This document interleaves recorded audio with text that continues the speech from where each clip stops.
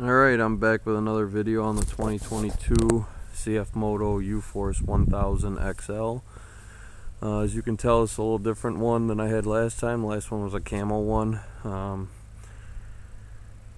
don't have heated seats on this one, but I have the side Nerf bars, tree huggers, whatever you want to call them. The other one was pretty high demand, so it sold pretty quick. So this machine we took from 0 miles to 60 miles in the last couple weeks.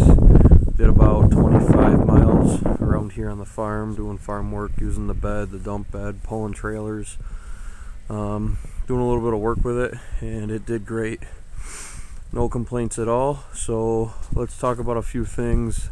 We just came back from a little ride at Tall Pines ATV Park. Shout out to Tall Pines ATV Park. Shout out to Excite Motorsports for promoting this quad out. As you can tell, it got a little dirty, and I'll go over a few things. We're going to make this a quick video.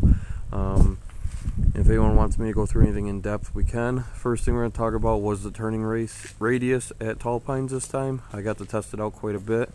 There was areas where some of the Kawasaki side-by-sides couldn't make the turn, and they're only 2-seaters. This 6-seater made that turn without backing up or doing a K-turn. We tested out the 4,500 pound winch. I was only towing a Can-Am out of a mud hole, but the winch did just fine. No issues at all. A few things I will say off the bat that we saw that might need some adjusting or cleaning was the braking going downhill is amazing when you're in low gear and you can use the engine brake, but if you need to use the actual brakes, they're not as grabby as I'd like to see them. I don't know if it's from the weight of the machine, the terrain we're on, or what it was, but going downhill I'd like to have a little bit more brake behind me. That being said, that's about the only negative thing I can say from the whole weekend. We did just under 30 miles there. We started out on the pretty easy stuff, then we did some blue trails. It goes green, blue, or black diamond. We did some of the blue trails, and I'll tell you what, this thing didn't have a problem.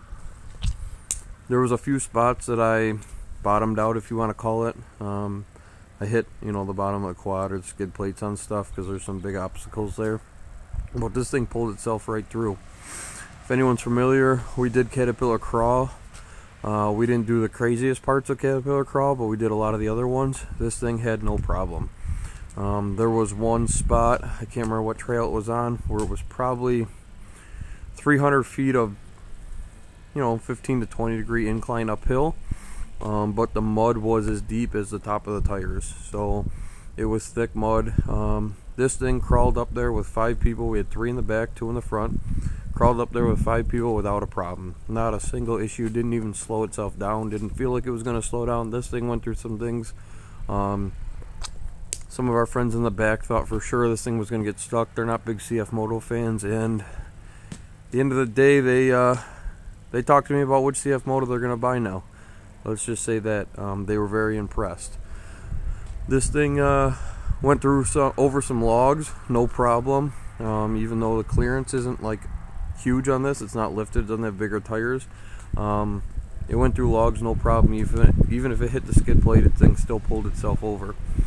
The most impressive thing that this thing did would be some of the uphill climbs mixed in with mud and tree roots and uneven ground. We went up a very steep uphill climb that I was not confident that this was going to make it up, because it's even difficult for some four-wheelers to get up there, and this thing walked its way up there like no tomorrow.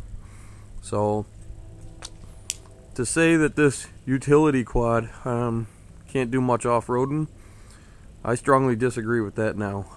I'm not going to test this thing to the point where I'm going to start breaking everything, but I tested it pretty hard, harder than I probably wanted to, but the machine took it with no problem. I mean, there was no abuse on the machine. It was just things I thought for sure it was going to get stuck on or couldn't make, and it made it.